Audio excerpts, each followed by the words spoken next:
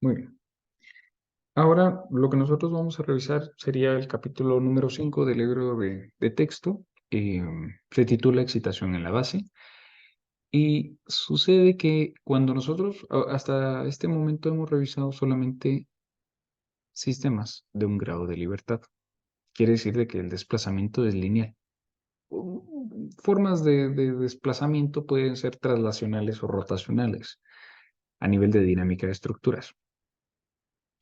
Pero cuando nosotros nos enfocamos ya en la aplicación directa del por qué vemos estos puntos en nuestra clase, imaginen ustedes que nosotros tenemos un edificio de 5 niveles, ¿sí? Y va a suceder que bueno, aquí en realidad hay un pequeño error.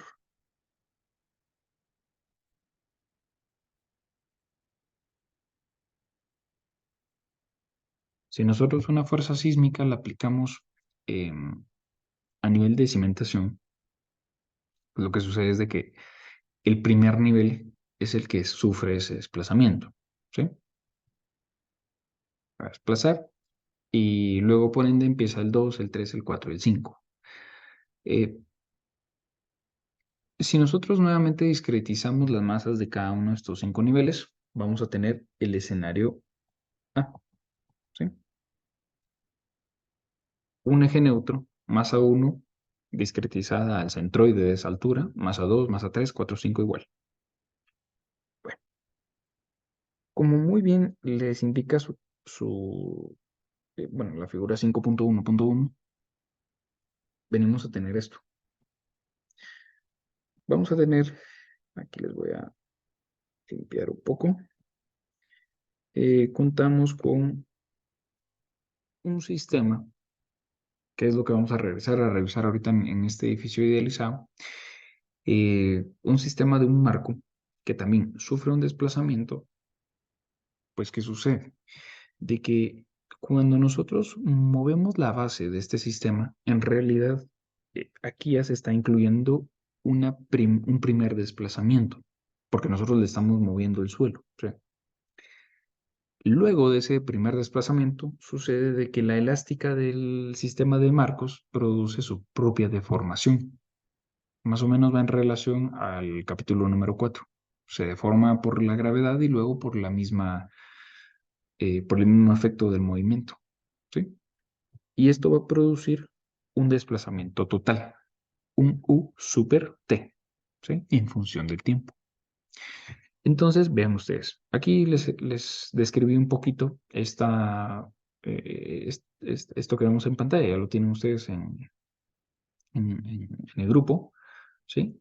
Y vean ustedes acá, U sub T es el desplazamiento dinámico, o el desplazamiento relativo, también le llama el libro, cualquiera de los dos. U sub S es el desplazamiento en la base.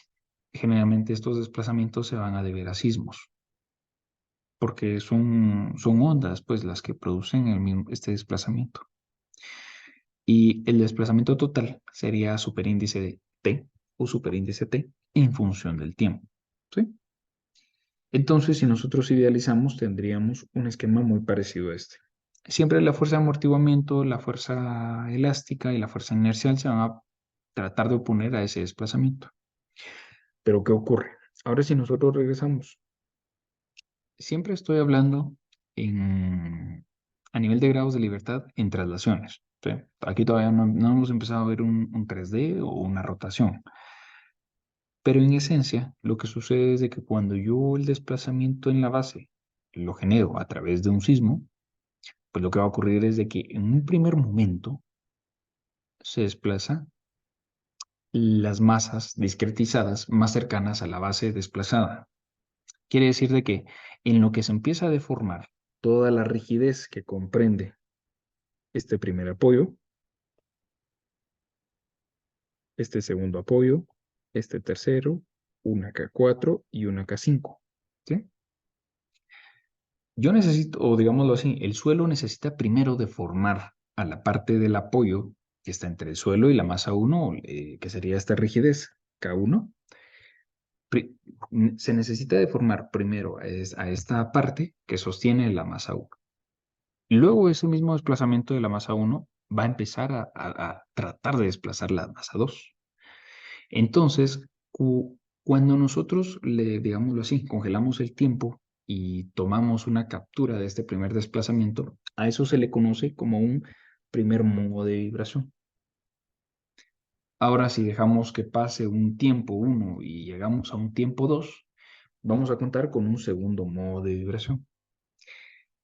Y esto más o menos va en relación a lo que, bueno, de hecho va directamente en relación, si alguien ha hecho un análisis en un, por ejemplo, un SAP 2000, un ETABS, etcétera, etcétera, y aplica un análisis modal, puede ir revisando diferentes modos de vibración. Esos programas generalmente traen 12 modos de vibración precargados, sí, más o menos.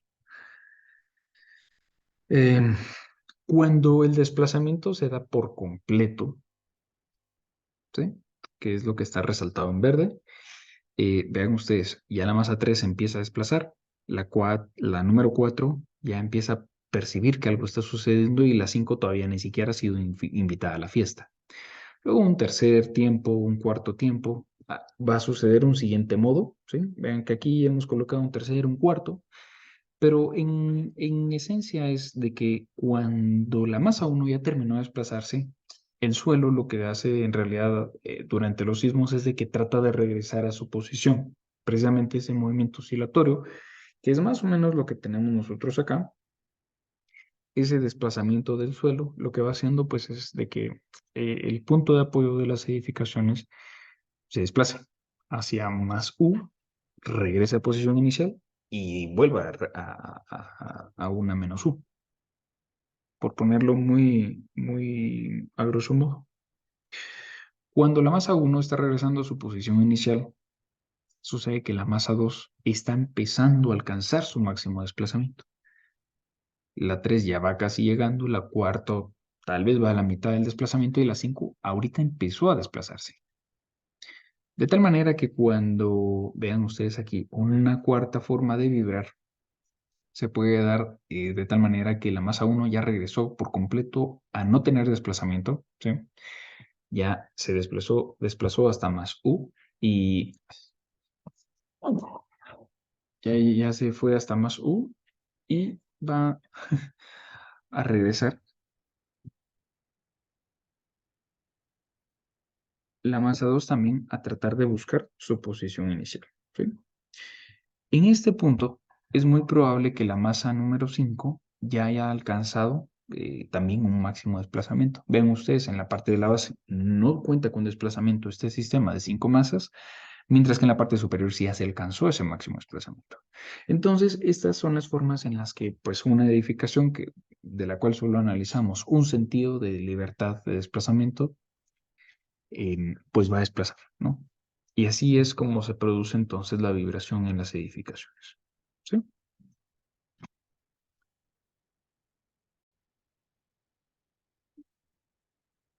Muy bien. Entonces, dentro del desplazamiento total que nosotros veíamos de la base, surge que este mismo desplazamiento lo que va a producir es un desequilibrio estático, ¿sí? Pero para poder hallar estas diferentes ecuaciones, nosotros contamos con nuestra ecuación de movimiento libre, la que ya conocemos, de tal manera que podríamos despejar para algunos valores. El procedimiento, pues ya lo conocen ustedes. Y en este caso, dentro de la figura que se presenta ya en pantalla, pues, ¿qué sucede? El desplazamiento mm, se va a producir a través de una aceleración. El signo que aparece acá en A específicamente demuestra lo que las aceleraciones a nivel de suelo pueden llegar a generar. Esto se podría hacer de una manera equivalente, ¿sí? Es lo que está resaltado en color verde, de tal manera que no existiera una aceleración en la base, sino que fuera una aceleración de base fija, pero si ocurriera una fuerza efectiva, que es como se le denomina acá, siendo esta entonces su manera de describirla como menos Ojo que aquí el signo es porque es un oscilador con un comportamiento inelástico y sería menos masa por la aceleración que está produciendo el desplazamiento debido a esas aceleraciones en el suelo. Precisamente esa fuerza efectiva es lo que hoy en día se le conoce como un cortante basal. El cortante basal, seguramente algunos a nivel de pregrado lo habríamos escuchado. Y dentro de nuestra formación, pues siempre se nos dijo que ese cortante basal efectivamente era una fuerza aplicada a un edificio debido a un sismo. Y bueno, lo que hacíamos era de que en la base aplicábamos más cortante basal, en el siguiente nivel ya se aplicaba una reducción, etcétera, etcétera. Conforme íbamos subiendo niveles, pues se producía una cuestión, digámoslo así, si este pues iba a ser mi edificio de X cantidad de niveles, yo iba a contar con un cortante basal que iba aumentando conforme yo aumentaba de altura, ¿sí? Entonces acá pues yo tenía ciertas cargas aplicadas, ¿sí? Y esto que teníamos acá pues era mi cortante basal. ¿M? Generalmente todas las diferentes ecuaciones llegaban a tener diferentes parámetros, como la zona, em, y pues ahí iban generando diferentes sistemas, como la importancia, el, ¿cómo se llama? Em, Esto sería un por techo, y esto me generaba mi cortante basal, ¿sí? Pero si ustedes se recordarán, estas cargas eran cargas estáticas, ¿sí? Y precisamente la respuesta de por qué es de que se tomaban como cargas estáticas era por esto que está resaltado acá. A pesar de que se debe a aceleraciones, em, la forma de idealizar aquí a caer a esta ecuación y producir mi cortante basal es precisamente tomar un solo valor de la aceleración que a la larga hoy en día podemos decir es un criterio un poco conservador, porque las aceleraciones generalmente se tomaban las aceleraciones máximas o las aceleraciones pico de ondas sísmicas y con esto no es de que sea esa misma aceleración todo el tiempo. Vamos a ver en unas diapositivas aquí más adelante de que cabalmente va modificándose o va teniendo cambio esta aceleración conforme el tiempo. Al final es la segunda derivada del desplazamiento en función del tiempo.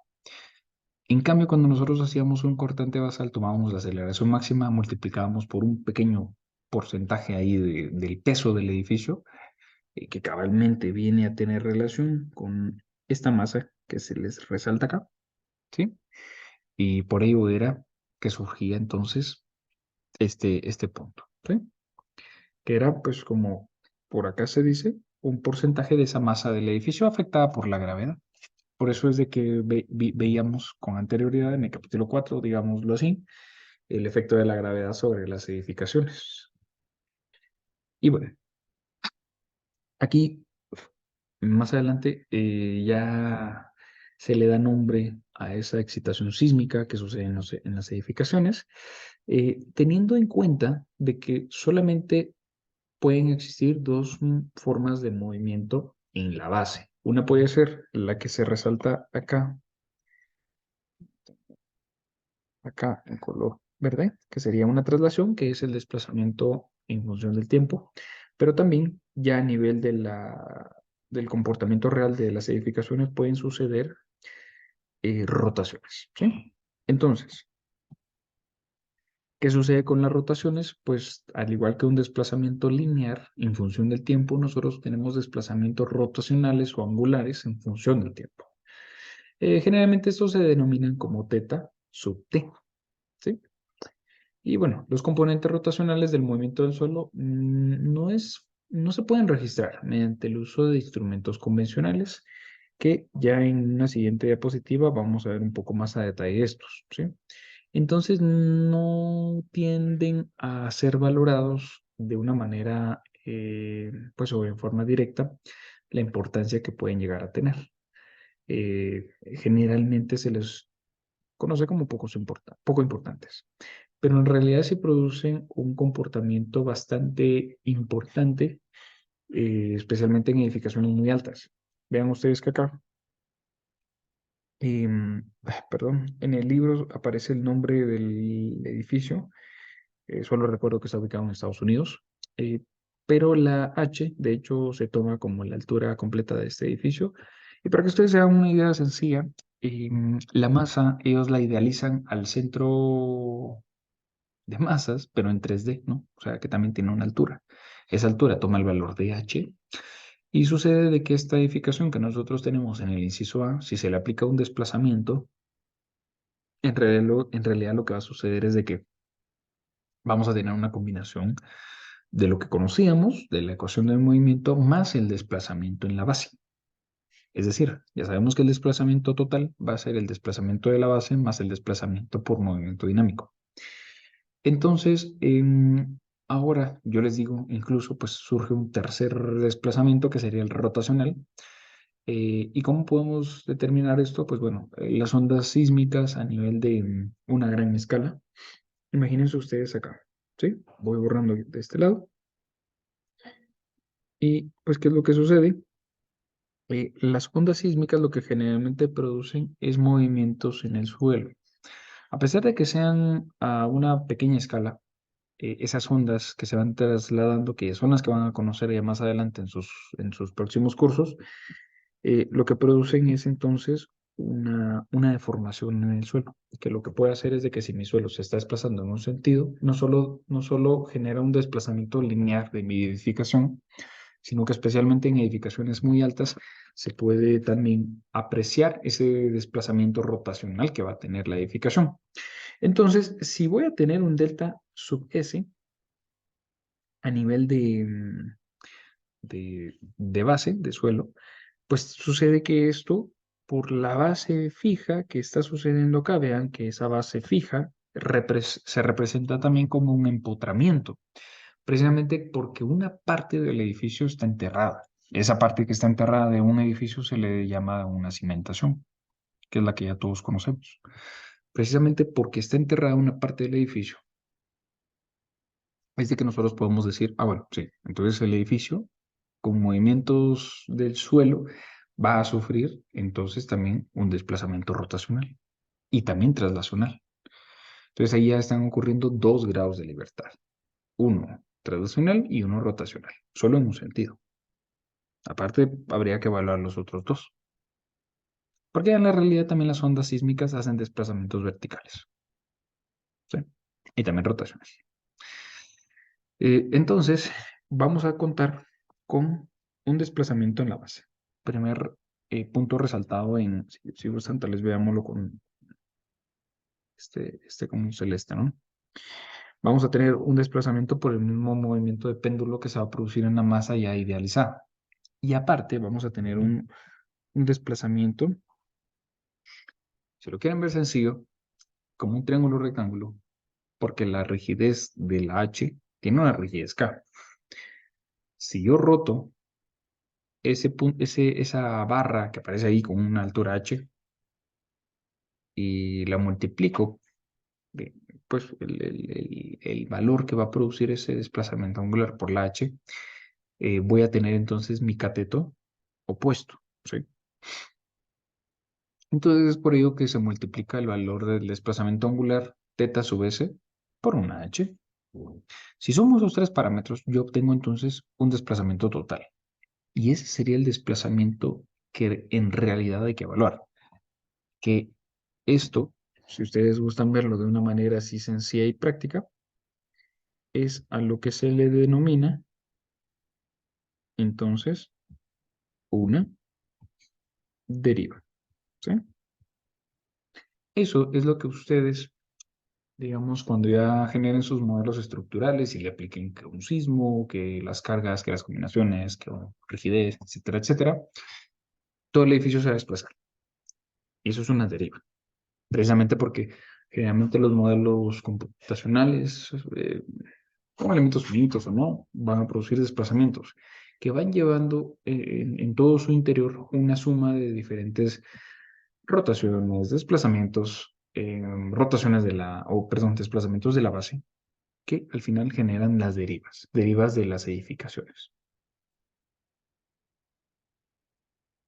Y bueno, aquí la solución o la resolución de lo que más o menos les he explicado es de que el desplazamiento total entonces será mi desplazamiento relativo más un desplazamiento de un suelo. Esto pues ya sabemos que sería el desplazamiento debido a un sismo, ¿sí? Vamos a ponerle sismo. El sismo y temblor en realidad son sinónimos, pero el término técnico correcto es sismo, ¿no? Fuerzas sísmicas. Ustedes hacen diseños sismo resistentes, ¿no?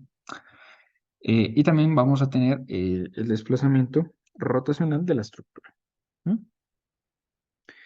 Si nosotros esto lo metemos en la ecuación que ya conocemos, pues básicamente lo que vamos a tener en este punto sería que voy subrayando, ¿sí? Tenemos masa por una aceleración o la segunda derivada del desplazamiento. Entonces acá lo que tenemos es mi fuerza inercial, fuerza de amortiguamiento, C por U, primera derivada. Y luego mi fuerza elástica o fuerza de rigidez o fuerza restitutiva, que sería mi K por el desplazamiento en función del tiempo. Pero ahora, así como también nosotros podemos resolver para el desplazamiento, si ustedes aplican nuevamente la derivada dos veces, también suceden varias aceleraciones. Y con esta ecuación me voy a quedar previo a ver la siguiente diapositiva. ¿Sí? Aquí, bueno, pues ya solo se termina de resolver esta ecuación. Está ya en el documento que ustedes tienen. Pero básicamente esta doble derivada es la que a mí me sirve para el siguiente punto, ¿sí? De que precisamente porque se produce una combinación y un conjunto de desplazamientos, desplazamiento relativo, desplazamiento del suelo, que es el sismo, más la rotación de la estructura, yo también puedo derivar esos mismos desplazamientos y encontrar entonces las aceleraciones. Voy a tener, por lo tanto, una aceleración em, proveniente del desplazamiento relativo, una aceleración proveniente del sismo y una aceleración rotacional, que es, pues, lo que básicamente me indicaría aquí qué cambio de rotación voy a tener en función del tiempo, ¿sí? Con esto se resuelve la ecuación que vemos en pantalla, encontrando que mi fuerza efectiva, perdón, va a ser igual a la masa. Bueno, sentido negativo porque pues se recordarán que el desplazamiento iba de izquierda a derecha. Entonces, para em, darle ese sentido opuesto al desplazamiento que iba de izquierda a derecha, pues la fuerza para encontrar nuevamente ese equilibrio debería ser contraria, de derecha a izquierda. Entonces, me refiero a esta fuerza que nosotros teníamos aquí arriba. ¿Sí? Si yo estoy produciendo un desplazamiento de izquierda a derecha, la fuerza restitutiva completa debería ir de derecha a izquierda. Por eso el signo. Entonces, yo voy a tener que la fuerza efectiva va a ser igual a menos la masa de discretizada que estoy analizando, multiplicada por la aceleración del suelo más la aceleración rotacional por su altura. No es lo mismo tratar de desplazar una edificación a baja altura que a alta altura, ¿sí? Y es por ello que específicamente las aceleraciones y velocidades, y bueno, esto va también en relación con los periodos tan altos que se producen en los rascacielos o edificaciones muy altas, ¿sí? Entonces me quedo aquí con esta parte y vamos a hacer aquí un cambio.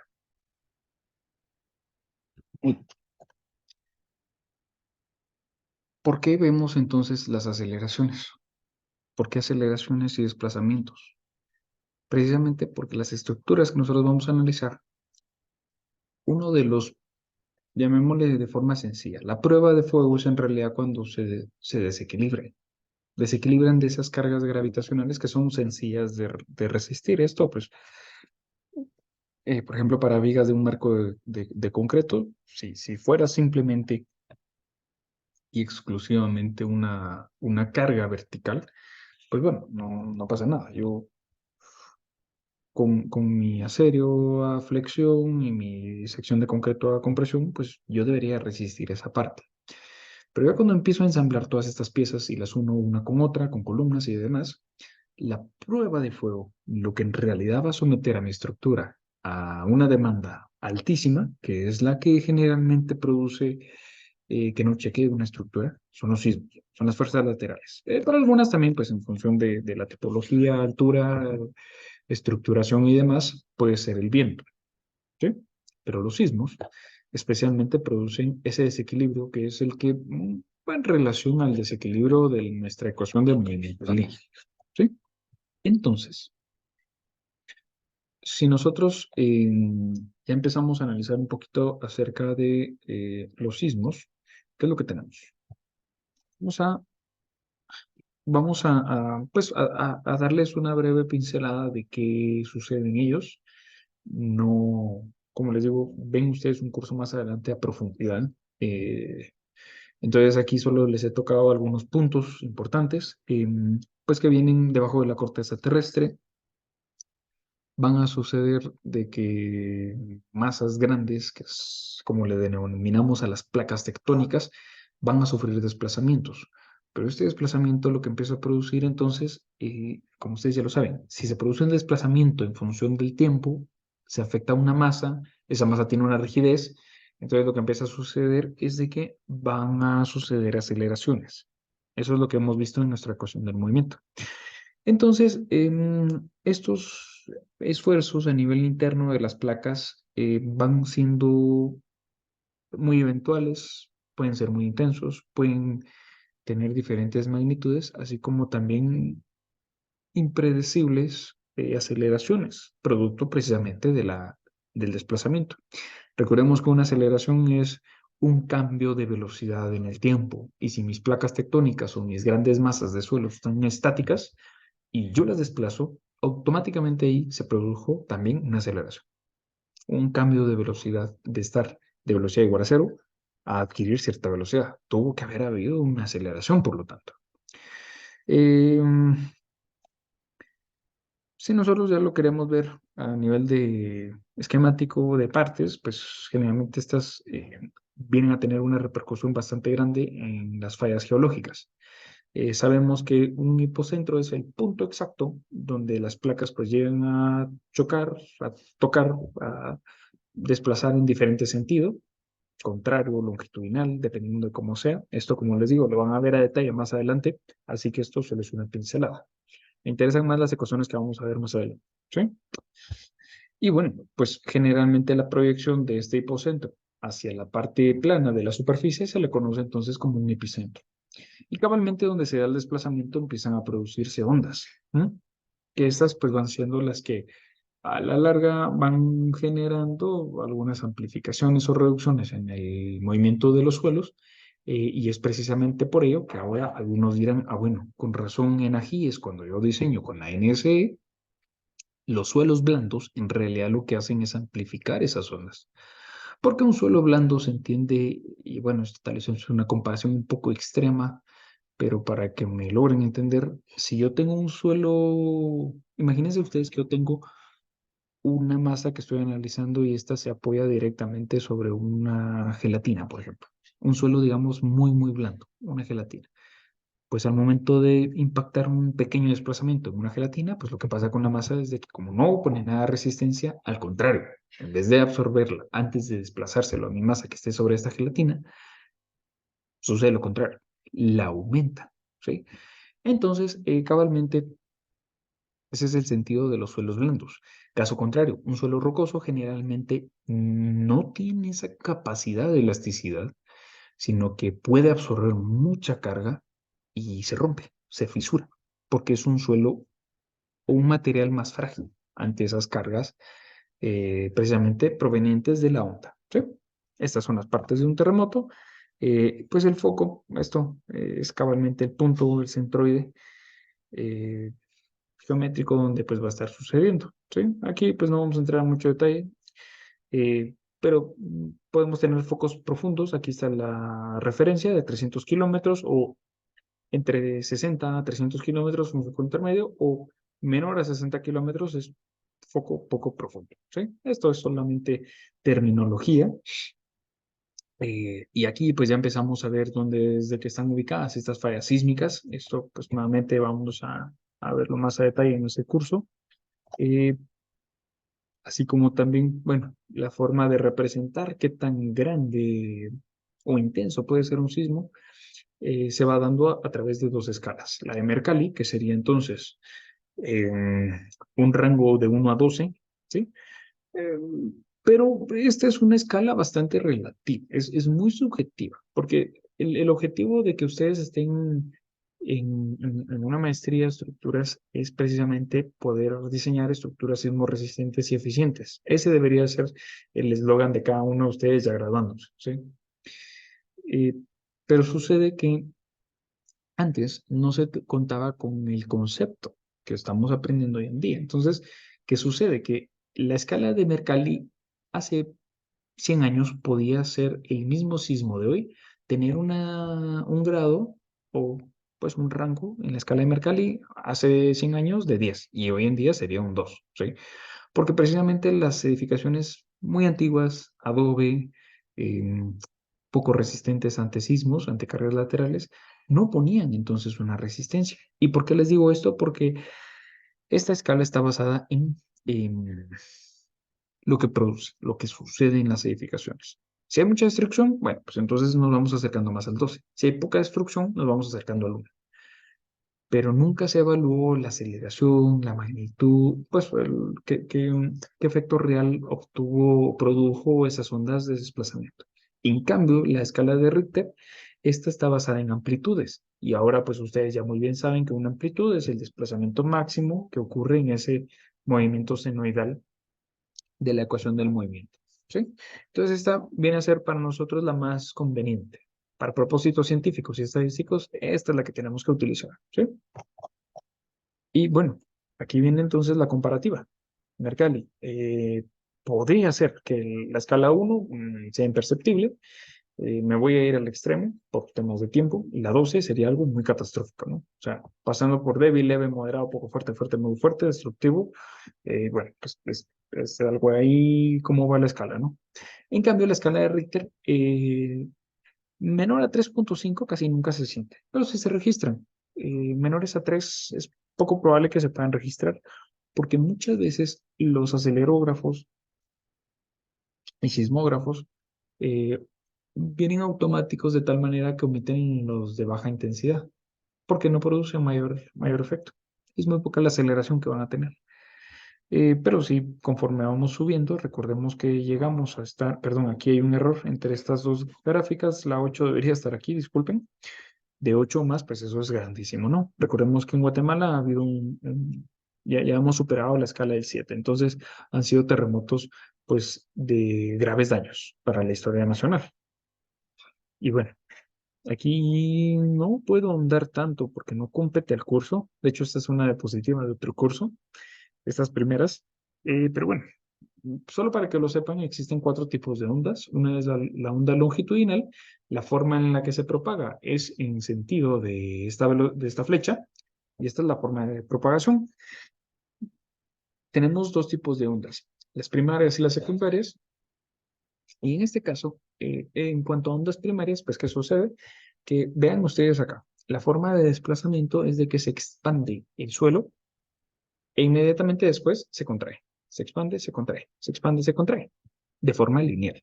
Esas son las ondas longitudinales, mientras que las transversales no expanden y contraen, sino que estas desplazan hacia la izquierda, mientras que el punto siguiente va desplazándose a la derecha. Y esta onda S es conocida también como transversal mayor, ¿sí? O también ondas de esfuerzo cortante, porque cabalmente esa cizalla es la que incluso se ve en resistencia a materiales, ¿no? Pero aparte tenemos, dependiendo de cómo cambie la estratigrafía del suelo, unas ondas que se llaman Rayleigh, ¿sí? Entonces ven ustedes acá, si nosotros denominamos como diferenciales, ven ustedes pues cómo va desplazando mi suelo. Y por último tenemos las ondas tipo Log, que serían entonces esas que también van produciendo un efecto muy parecido a las secundarias o a las de esfuerzo cortante, pero el suelo, digamos, dividido a nivel de diferenciales en 3 dimensiones, estaría desplazándose más o menos en este sentido, donde un acumulado de desplazamiento transversal va generando esta deformación. ¿Sí? 4 tipos de ondas, nuevamente las van a ver más adelante. Y aquí tenemos cómo sería entonces la comparativa de cada una de ellas. Aquí tenemos expansión, comprensión, aquí tenemos desplazamiento transversal, y aquí, miren ustedes, tenemos rotación. ¿Sí? Y esta es la dirección de la transmisión de la energía. Claramente, para poder desplazar una gran masa, yo ocupo un gran trabajo, necesito fuerza, necesito energía. Y el sentido de esta transmisión de energía se da del foco hacia los extremos. Eh, Puede verse afectada dependiendo de cómo vayamos a tener nosotros la estratigrafía. Vean ustedes que la velocidad es v sub s. Aquí están, miren ustedes la velocidad de las ondas, así como la densidad. ¿Sí? Esto sería eh, la comparativa. Si yo estoy hablando de profundidades en kilómetros, hablando del núcleo interior, núcleo exterior del globo terráqueo y el manto, vean ustedes cómo puede verse afectada la velocidad. Con muchísima más densidad, yo tengo una baja velocidad. Mientras que si yo a mi línea verde, a mi densidad, le bajo, vean que aquí estamos en gramos sobre centímetro cúbico, es decir, que más o menos 3 punto y fracción, 3.5, llega a tener mi suelo a nivel de densidad, obviamente sin vacíos, cercano a la superficie. Tengo una densidad cercana a 3 por ahí. Esto pues tiene que ver mucho también con los diferentes tipos de estratos, pero lo que hace esto es de que mi velocidad anda más o menos en kilómetros por segundo. Ojo, es una velocidad bastante alta, kilómetros por segundo, casi cercana a 5. Mientras que cuando mi densidad de mi núcleo interior, que imagínense esa gran densidad, anda alrededor de 12 o 13 casi, mi velocidad anda, pues bueno, más o menos como en 3 puntos y algo. Más o menos para que ustedes hagan una relación. Pero obviamente profundidades de 6.000 kilómetros es demasiado para el fin de la dinámica de estructura, solo es para que tengan ustedes una referencia. ¿Sí? Y así es más o menos como las ondas se van produciendo en un punto y estas pues empiezan a desplazar poco a poco. Van rebotando en el globo terráqueo. En Guatemala tenemos pues varias fallas geológicas que pues nuevamente no compete al curso, pero va a estar en su diapositiva para que puedan revisarlas. Hay varias fallas que son importantes, producto precisamente de cómo van desplazando las placas tectónicas. ¿Sí? Que nuevamente aquí está a nivel general y miren ustedes, aquí donde tenemos una convergencia de 3 placas, es decir, la del Caribe junto con la norteamericana y contra la de Cocos, justamente en esa intersección estamos nosotros. Mejor punto no pudimos tener nosotros para que tengan trabajo de diseño de estructuras sismoresistentes. Hay demanda. El mapa lo dice.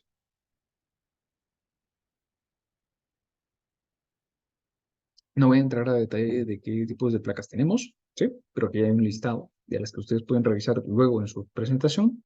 Y bueno, para que se hagan una idea, aquí en un pequeño mapa tengo yo el desplazamiento o el corrimiento que se va dando anual en milímetros. Y miren ustedes, la de Coco desplaza 6 centímetros punto 7 anual. Es, es alarmante. Bueno, a lo mejor no lo sienten, que no va a sentir, pero sí se está desplazando. Todo se está desplazando. Es una de las que más desplaza. Vean ustedes que la placa que tenemos por acá abajo va desplazando 1.4 centímetros anual. Es relativamente poco, ¿sí? Entonces, bueno, pues ahí va siendo parte de que sí están en movimiento. Entonces, pues se va a cumplir mi ecuación del movimiento, seguro. No vamos a tocar límites, están ahí entre sus diapositivas. Y ahora sí, vamos a entrar a lo que nos interesa. Cuando yo empiezo a analizar los desplazamientos sísmicos, voy a tener el punto de partida para poder aquí encontrar algo que se le denomina espectro de respuesta. Este es es el punto, digamos que es el canal donde la sismología y la ingeniería estructural tienen un punto en común. Es este, el espectro de respuesta. Desde el punto de vista estructural, la aceleración es uno de los parámetros más importantes para el diseño sismo resistente. Esto ya ustedes se lo saben de memoria. Eh, entonces, si dependo yo de mis aceleraciones, entonces requiero, por lo tanto, espectros de respuesta, ¿sí? O espectros de aceleración. En realidad sería el nombre técnico completo de espectro de respuesta de aceleración. Pero la gente siempre poco a poco se va quedando ahí con las palabras, ¿no? A través de ellos se van definiendo la amenaza sísmica en una zona y nos permite el diseño sismo resistente. Porque obviamente voy a tener yo con qué comparar o equilibrar mi ecuación de movimiento y por lo tanto tengo yo aceleraciones. Estos se pueden definir en gráficos, ¿sí? De la respuesta máxima. Expresado, miren ustedes, y aquí viene algo importante, importantísimo.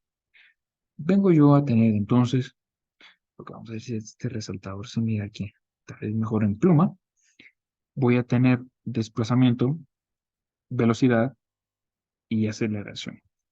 Justamente las tres derivadas que hemos nosotros estado viendo en función del tiempo, ¿sí? Entonces, estos tres términos llegan a tener una relación y producen una acción dinámica, que es lo que a nosotros nos interesa. Los osciladores de un grado de libertad, esto que tenemos aquí abajo, es lo que hemos estado trabajando como esa cajita, esa masa idealizada, adosada a un resorte con rigidez K. Eso es, eso es la conclusión de todo esto, ¿sí? Y generalmente en estos resultados gráficos se representan en abscisas el periodo de la estructura o la frecuencia. Periodo y frecuencia son dos valores que ustedes ya saben, son los que están relacionados con la frecuencia natural de vibración, ¿sí?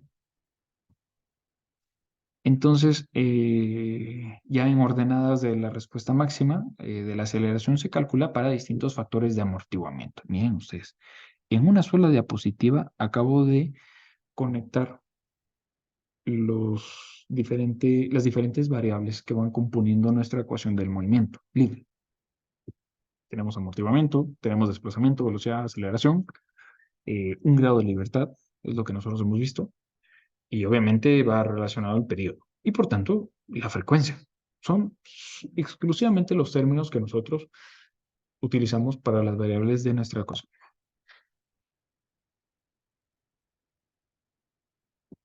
El espectro de respuesta elástica representa el máximo parámetro de respuesta en términos de aceleración, velocidad o desplazamiento para osciladores simples de un grado de libertad.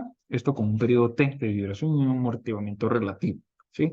Aquí miren ustedes que la epsilon no me salía, pero aquí ya saben ustedes que es este factor de amortiguamiento, ¿sí?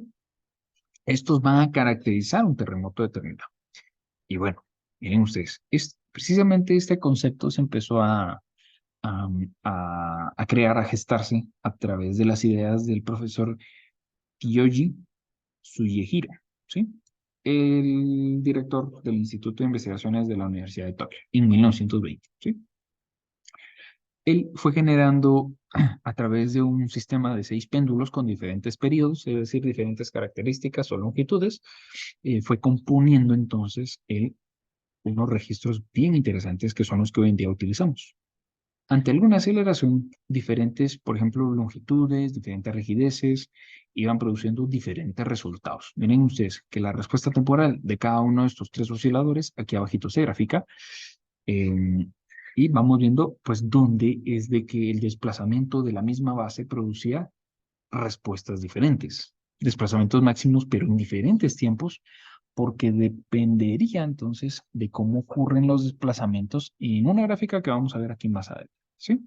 Si nosotros comparamos ese péndulo chiquito, el mediano y el grande, ven ustedes que el desplazamiento máximo ocurría en diferentes puntos del tiempo. Aquí tengo una gráfica del tiempo, ¿sí? Aquí está medio en periodos y aquí está en aceleraciones totales.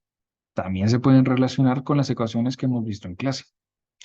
Y si ahora yo relaciono estos desplazamientos, ojo que ahora sería el eje que tenemos aquí en estas flechas independientes, pues va a suceder en diferente punto del tiempo. Y cabalmente esas aceleraciones yo las utilizo para graficar mi espectro, ¿sí? Entonces, perdón, aquí ya me seguí. Si esto ocurre de esta manera, permítanme aquí, vamos a hacerlo aquí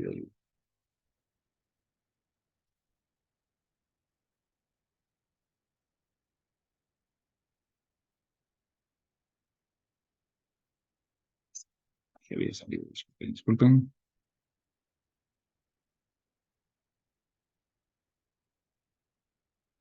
Muy bien, entonces, esta gráfica, este comportamiento que pues, se les agradece ahí a los compañeros, perdón, no puse aquí ¿cómo se llama? Los créditos, pero es gracias a esta gráfica lo crearon los amigos de Tetra México. Pues, ¿qué sucede? ¿Qué sucede?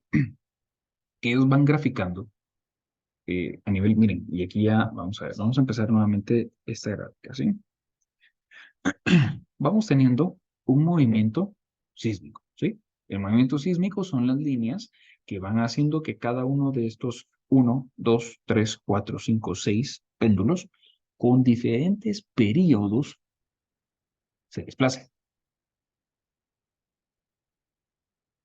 Tengo 6 péndulos diferentes, a todos los estoy sometiendo a un movimiento sísmico. ¿Por qué péndulos diferentes? Porque cada uno tiene un periodo diferente. Tengo un péndulo acá de un periodo de 1,5, ¿sí? Quiere decir de que tarda 1,5 en ir y regresar. Por lo tanto, uno muy alto va a tardar más tiempo en completar su ciclo completo. Es fácil de verlo, ¿no? El movimiento del sistema se va registrando justamente en el desplazamiento de las masas discretizadas, que serían cabalmente estas líneas en naranja, amarillo, morado y verde, y las que van sucediendo en la parte superior. Pero vean ustedes, el primer movimiento sísmico que tiene pocas amplitudes afecta especialmente a los que tienen periodos bajos. Entonces, con esta lógica, voy a tener yo que cuando alcance amplitudes muy grandes, ojo, que es a través del movimiento sísmico, son esas ondas que se producen, ya vimos, dependiendo de dónde sea el foco, qué tipo de suelo tengamos, etcétera, etcétera. Va a producir, por lo tanto, desplazamientos diferentes. ¿Sí? Entonces, miren ustedes, ahora aquí empieza a cambiar y ya afectaron, miren ustedes, aquí estoy recibiendo las amplitudes más grandes. Al pequeñito este, pues sí le afectaron, pero más sucedieron afectando al péndulo aquí de un periodo de 2 segundos. Y empezó a afectar también al de 2,5, al de 3, el de 4 y 5, ahorita los vamos a ver. Entonces acá, miren ustedes, esos desplazamientos que ocurrieron, perdón, que se regresó el video, ahorita regresa por allí. Hay un péndulo, hay un séptimo, perdón, de 1 segundo, está aquí del lado izquierdo. Bueno, entonces miren pues, el de 1 segundo se ve relativamente poco afectado. El de 5 empieza a tener ya algún desplazamiento por ahí. El de 2 fue uno de los que más se afectó. Y bueno, ¿qué sucede? Que con esos desplazamientos entre menos u hasta más u, en el siguiente punto los vuelven valores absolutos. Quiere decir de que solamente, pues, vemos como en este punto, ¿no? Les le voy a quitar. Miren, respuestas para distintos periodos de vibración, ¿sí?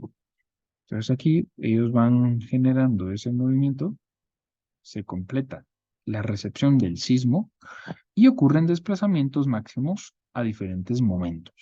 ¿Mm? Si aquí ya lo acoplamos a valores absolutos, miren ustedes, los trasladan directamente encima del eje X, ¿sí? Y aquí, si nosotros superponemos, vamos a tener pues un desplazamiento contra otro. Hay siempre puntos pico entre cada una de estas gráficas que están, miren, para 1 segundo ocurrió acá, para 1,5 ocurrió un poquito antes, ¿sí? Para 2 ocurrió después que el de 1,5. etcétera, etcétera. En cada uno de esos puntos en color rojo son momentos donde ocurren las respuestas máximas de desplazamiento. No necesariamente siguen un comportamiento de, bueno, el de 1 segundo lo tuvo en X tiempo, luego el de 1.5 después, luego el de 2 después, y el de 3 en realidad lo obtuvo antes, ¿sí? Porque recuérdense que los periodos de vibrar van a estar en función también, pues, de la frecuencia, y la frecuencia en función de la frecuencia angular, y la frecuencia angular, pues como ustedes ya bien saben, es igual a la raíz cuadrada de k sobre m. La rigidez k es la que se viene afectando acá sobre esos puntos de apoyo, esas barritas que estaban en color azul, que sostenían la masa discretizada en color rojo al inicio de la gráfica. Y esta, por lo tanto, miren ustedes, ¿qué variación es la que tiene acá? ¿Eh? Bueno, y precisamente cuando yo, para estos diferentes periodos, genero una superposición, miren ustedes, ya trasladándolo a pseudo desplazamientos, estas líneas, y ahora esto es lo más sencillo, literalmente como un niño de un preescolar, solamente pues hay que unir los puntitos, ¿no? Entonces, si conectamos los puntos, fíjense ustedes que lo que obtenemos acá va a ser mi famoso espectro de respuesta. Y con este espectro de respuesta yo puedo diseñar mis estructuras, ¿sí? ¿Por qué analizo diferentes periodos? El suelo se va a estar desplazando siempre de manera diferente. Siempre con diferentes periodos va a ocurrir las ondas sísmicas de mi suelo hacia mi edificación. Entonces acá, pues yo obtengo mi espectro de respuesta, ¿sí? Ahora veamos nuevamente acá el video. Vamos a ver. Ya con los puntos explicados, ustedes pueden ir encontrando la relación para los diferentes periodos de vibración, es decir, las diferentes aceleraciones del suelo, pues producen diferentes desplazamientos.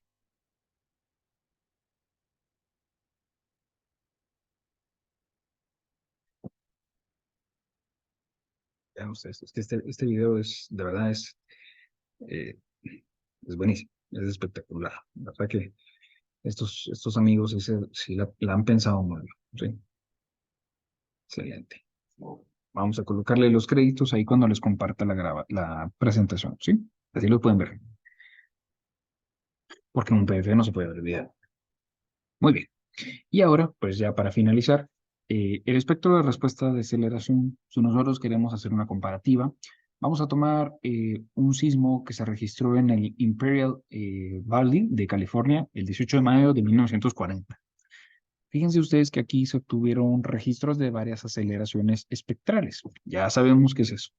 Pero esta vez lo que cambiamos como variable dentro de nuestra ecuación de movimiento libre amortiguado son los factores de amortiguamiento. Para un porcentaje de 1 tenemos, miren ustedes, valores mucho más altos. Luego, si nosotros tenemos un 5% de amortiguamiento, recuérdense que este porcentaje se puede conseguir con estructuras de marcos de concreto, de acero, pues ya es una línea, perdón, aquí los colores no la diferencian mucho, pero viene a ser la segunda esta que tenemos por acá. Entonces esta no alcanza tanta aceleración porque el factor de amortiguamiento es mejor. Y conforme lo empezamos a mejorar, miren ustedes, lo que va disminuyendo son las aceleraciones. Entonces la conclusión de esta gráfica es de que mientras más amortiguamiento tengan ustedes, menor va a ser la aceleración y por lo tanto menor va a ser la fuerza sísmica dinámica que va a sufrir la estructura. Si ese mismo sismo, siempre el sismo registrado en el Imperial Valley de California el 18 de mayo de 1940, ahora le tomamos solo las velocidades, nuevamente para los diferentes amortiguamientos, tenemos esta gráfica. Y si ahora ya vimos aceleración, ya vimos velocidad, ¿qué es lo que nos hace falta? Los desplazamientos. Vean ustedes, también para un porcentaje de un factor, perdón, de 1% de amortiguamiento tenemos mucho desplazamiento. Esto está medido en centímetros, ¿sí? Y básicamente con ello nosotros podemos ver que no solamente depende de la rigidez, de la masa, sino que también hay que darle siempre su buen amortiguamiento al sistema estructural. Para que nosotros, y ya con esta me despido, podamos tener acá estas dos fuerzas equivalentes que vienen a ser las más importantes al momento de nosotros poder relacionar estos dos conceptos, la pseudovelocidad espectral y la pseudoaceleración espectral. Directamente estas son las ecuaciones y fíjense que acá esto no es solamente la fuerza equivalente producida a través del sismo, de tal manera que la pseudovelocidad espectral y la pseudoaceleración espectral van a estar relacionadas, miren ustedes, aquí aparece una vieja conocida, ¿sí? Esa frecuencia angular natural. Aquí viene a tomar valor y pues como bien sabemos va a ser igual a 2 veces pi por el periodo natural de vibración de la estructura por el valor del desplazamiento, ¿sí? Y si la elevamos al cuadrado, pues tenemos entonces la pseudoaceleración.